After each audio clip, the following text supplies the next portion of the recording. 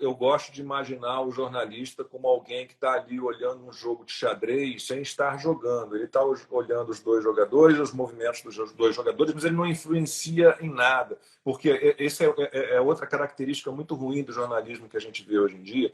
Não só a militância, né? Essa tentativa de impor verdades, essa interdição do debate, que foi outro capítulo que tem no livro de crônicas, no 101 Crônicas, reúne as crônicas da época da pandemia, de Covid.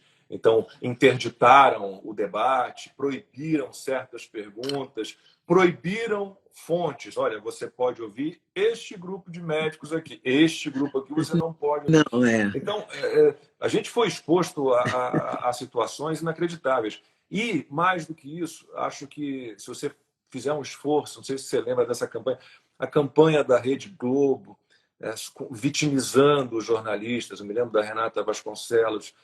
Foi uma campanha em que eles usaram mensagens do WhatsApp dos repórteres, dos editores. Olha, mãe, pai, eu estou aqui no trabalho porque eu preciso trabalhar pelo bem do Brasil, para informar, mas eu vou ver vocês, uma hora eu vou poder abraçar vocês de novo.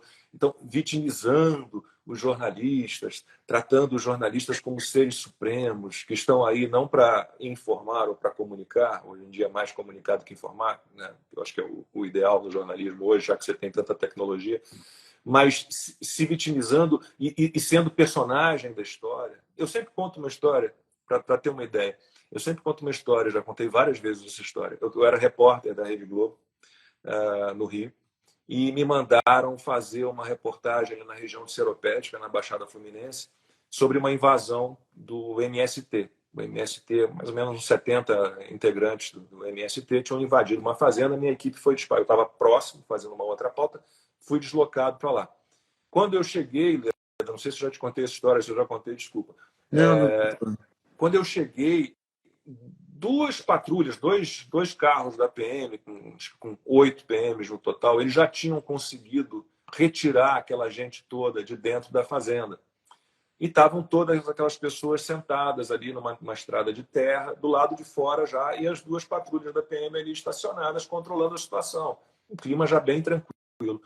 Quando chega aquele carro da Rede Globo com a minha equipe prateado, aquelas pessoas todas se levantam. Vamos, vamos. Eu de longe eu vi aquilo, eu falei, meu Deus, estava tudo sob controle, coitados dos policiais militares que devem ter tido um trabalhão para convencer as pessoas a sair da propriedade.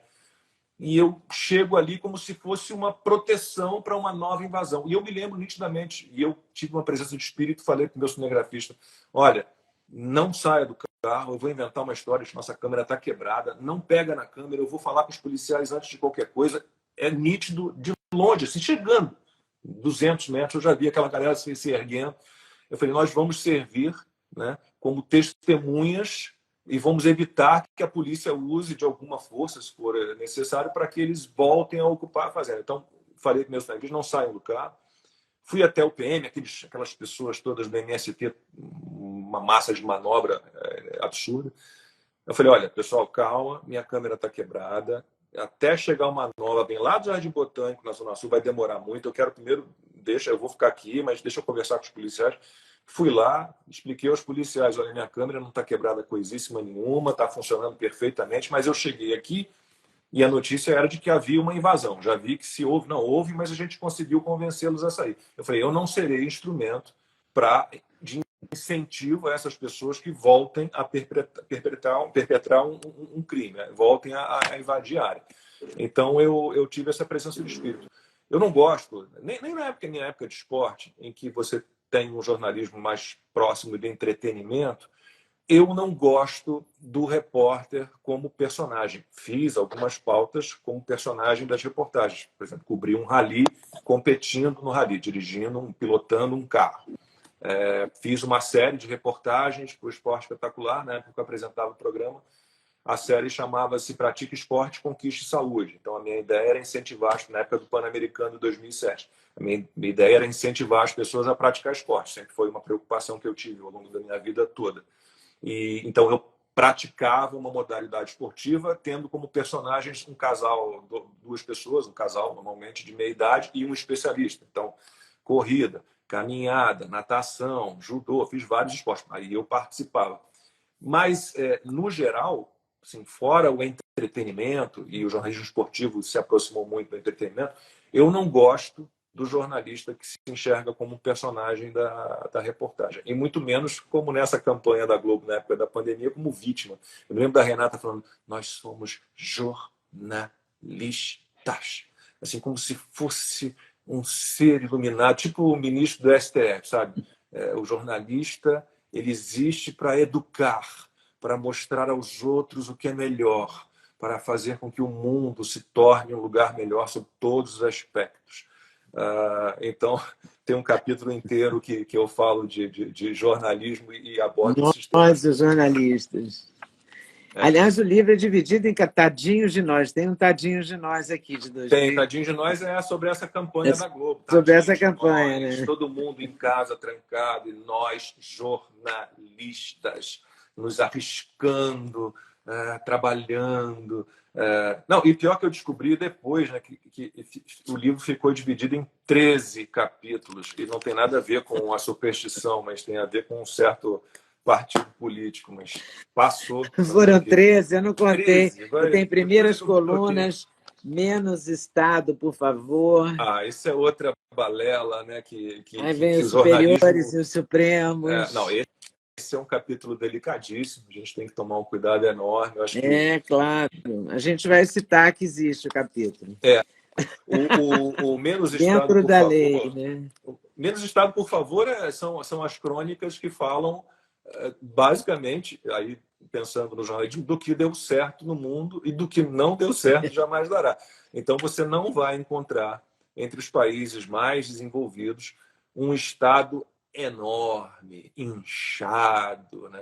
que interfira, porque aí fala, mas os países nórdicos. Eu falei, os países nórdicos são, no máximo, social-democratas, eles têm lá o estado de bem-estar social, mas eles, se você olhar o que é o ambiente econômico, qual é o nível de liberdade econômica na Suécia, na Dinamarca, na Noruega, é um negócio incrível. Eles estão entre os países com mais liberdade econômica. O Estado praticamente não interfere nisso. E para chegar a esse nível de bem-estar social e tal, eles se empenharam ali uns 100 anos, mais ou menos, né? Apostando no livre mercado, né? no capitalismo, na E menos industrialização. privilégios, né? Você vê que os dirigentes viajam em De aviões trem, comerciais, metrô, né? transporte Carregam público. seu próprio guarda-chuva, etc. Não tem ninguém para abrir a porta toda hora para As eles. listas, mas as estatísticas de aumento de emprego não constam os funcionários públicos. É outro planeta, né, também. Nossa, isso é algo que me preocupa muito, porque a gente teve, durante 4 anos, um governo que reduziu muito o gasto público, né, que reduziu muito o número de funcionários públicos, que digitalizou o governo num nível nunca visto, e agora você já tem, né, o caminho inverso. Né? Você já tem um governo que está aí contratando, gastando o mundo, tá um presidente louco que eu não gosto de chamar de presidente, um louco que viaja o mundo a toda hora, já está aí na sua 8ª ou 9ª viagem, já perdi até a conta, gastando uma fortuna, né, cheio de assessor. Leda, É é outro um momento planeta, é de outro planeta. um momento de desalento, e eu não quero deixar ninguém mais desalentado do que já está, nem desesperançoso, É melhor. mas há que resistir, né? Vamos resistir. Vamos resistir.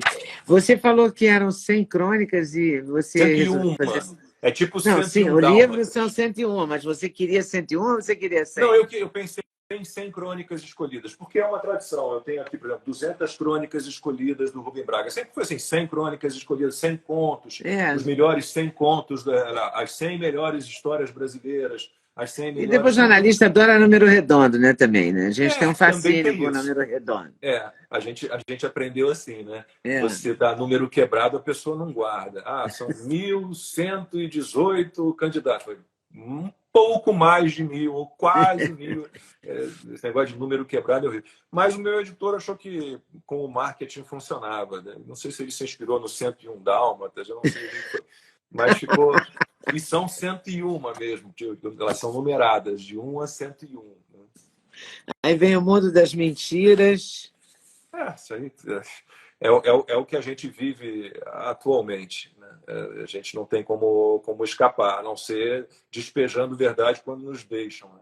Porque para E que você combater começa mentira, esse botar capítulo meus óculos. começa falando do colégio, né? Porque no São Vicente, principalmente esses professores dessas áreas, o Chico Alencar em OSPB, o Aquino em História, a Luísa também em História, tinha uma outra professora maluca de Geografia que usava uma faixa na cabeça. Eles nos venderam a vida inteira ali, desde São Vicente de Paulo, para quem não conhece, é um colégio muito tradicional do Rio, no Cosme Velho, na zona sul do Rio, muito tradicional. Eu estudei lá da sexta série até me formar, até ir para a faculdade. E sempre me venderam nessas aulas de geografia, de história, o SPB, a União Soviética como paraíso na Terra, né? O comunismo como, nossa, o melhor regime do mundo, nada pode ser igual ao comunismo, a gente precisa do comunismo aqui no Brasil. Então, é nesse mundo de mentiras, né? E é impressionante que alguém ainda acredite nisso, porque a fórmula foi testada várias vezes, nunca deu certo, e continuam dizendo que vai dar certo. Oi, pessoal, tudo bem? Passei aqui para avisar que o meu sexteto de suplementos, os queridinhos da Leda, já tem um link especial. Então você compra direto, numa tacada só, o sexteto. Ah, sim, você pode acrescentar colágeno, você pode acrescentar melatonina, tudo depende da sua escolha. Mas dormir bem é o melhor negócio, pode acreditar em mim. Vale conferir com certeza. Gostou do corte que você acabou de ver? Vale a pena conferir com certeza, né? Então vai conferir muitos outros cortes no canal de cortes Leda Nagli. É claro que a entrevista completa você vai conferir no YouTube Leda Nagli, canal Leda Nagli do YouTube, você não pode perder de jeito nenhum. Valeu, tô te esperando, hein? Vem nessa!